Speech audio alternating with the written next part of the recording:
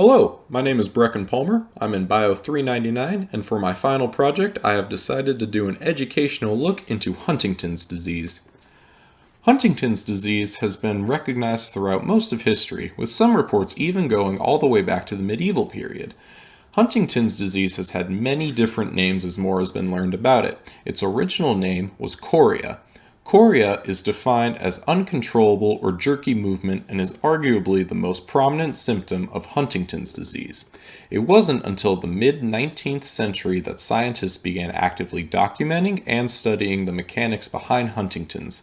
It wasn't until 1872, however, that George Huntington gave his first detailed report of the disease. This report was widely received and many people referenced it afterwards. In this report, and even some before it, it was noticed that the disease was within family lines from parents to offspring, and that it was most likely inherited. Now keep in mind, this is 1872. That means it was only 7 years after Mendelian inheritance was introduced by Gregor Mendel.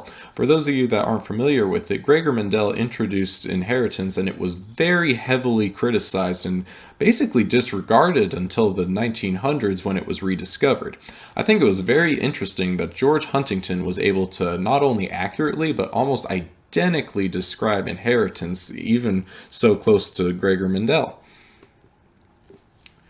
In the genetics of Huntington's, inheritance does not skip generations. Going back to George Huntington, he is quoted by saying, "If by any chance these children go through life without it, the thread is broken, and the grandchildren and great-grandchildren of the original Shakers may rest assured that they are free of the disease."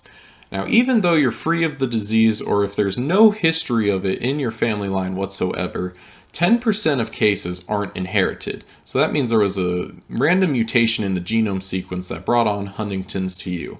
Now, if you have an affected parent, you have a 50% chance to inherit it. The mutation itself occurs in the protein made by the Huntington gene, Huntington. It's a little confusing because they have the same name, but stick with me. Huntington's sequence is a trinucleotide repeat of cytosine, adenine, and guanine, CAG. CAG is the amino acid glutamine, and it repeats to form a chain.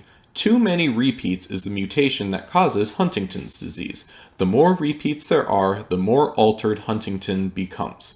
Typically, a person will have less than 36 repeats. Any more and the altered Huntingtons will begin to decay neurons.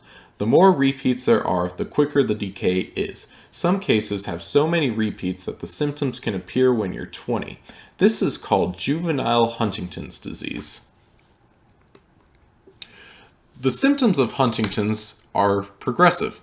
Symptoms appear usually around age 30 to 50. This is because with the altered Huntington's protein, the brain has ways of compensating the damage being done, but it always catches up to you whether it's 30 years or 50 years. There's no stopping it.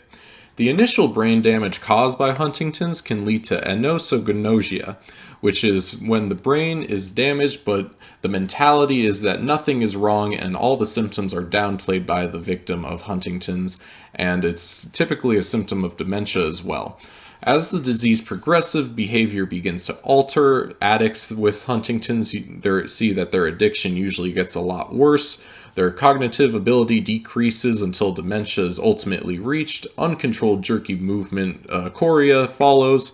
Full-time care is eventually required until death is reached. This is a very traumatic experience, not only for the person with Huntington's, but for the family as well, because it usually falls on them to care for them. There is no known cure for Huntington's disease. Depression and psychosis can usually lead to suicide, so it is very important for people with Huntington's disease to have antidepressants available as well as therapy in order to grapple their own mortality. Another side effect of Huntington's disease is dysphagia, which is difficulty swallowing and eating food. Treatment for that usually involves liquefying your food or having even a tube connected to your stomach to feed for you. It's to reduce weight loss that usually comes with Huntington's because the person does not usually want to eat. There have been a lot of ethical and testing controversies surrounding Huntington's disease, because genetic testing can be done at any time, even if you're an infant. That raises a lot of ethical questions. Do parents have a right to test their children? If they do test their children and the child is positive, what age is considered mature enough to know? And if they are positive, what are the effects on mental health after testing positive? Your life is essentially cut in half, and there's no cure or treatment really for it. So what do? Would you rather not know and just live your life as usual, or would you want to know? This is usually only a question that you yourself can answer, but statistically speaking, only 5% of at-risk individuals choose testing. So it seems the general consensus would be to not even want to know whatsoever, and I think I agree with them. Hopefully in the future, with genetic research and testing, we will be able to find effective treatments to repair the damage caused by Huntington's, or even potentially reverse it. But even then, that will take decades and years of research to even begin to understand how to approach that. These right here are my works cited and references that I used in my research to put together this video. Thank you so much for watching, and I hope you have a great day.